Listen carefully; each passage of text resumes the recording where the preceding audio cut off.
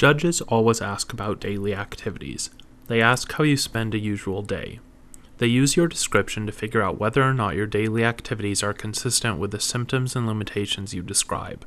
For example, if you claim to have trouble standing and walking because of severe pain in your legs, but you testify that you periodically go out dancing, the judge will doubt your testimony about your symptoms and limitations. The judge's questioning about your daily activities provides you with a golden opportunity to help your case by giving a lot of details. Let me give you some examples of what happens if you don't give details. The judge asks, "What do you do on a usual day?" You say, "Nothing." This is not a good answer. Sitting and staring at a television set is doing something. Sitting and staring out the window is doing something. Sitting and staring at a blank wall or at the ceiling is doing something. So describe to the judge what you do. Here's another bad example. The judge says, "What do you do on a usual day?"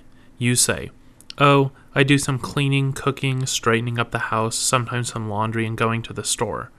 This is a truthful answer since this person does all of these tasks, but it does not help his case. He has left out the important details. He failed to mention that he cleans for only a few minutes at a time. He cooks only simple meals because he cannot stand in the kitchen long enough to do anything more elaborate. He has help doing the laundry, and he always takes his 15-year-old son to the store to carry the groceries. He also failed to mention that he sits in his recliner several times during the day to relieve the pain in his back. In other words, the brief description of the tasks that he did during the day does not support his testimony about disability. However, the details about how he goes about doing these tasks do help his case.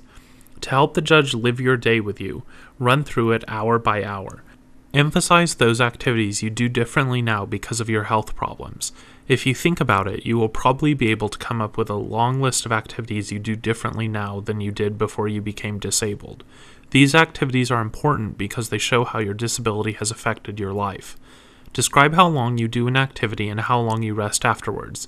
Tell where you rest, whether it is sitting or lying down, whether it is on the couch or the bed or a recliner chair.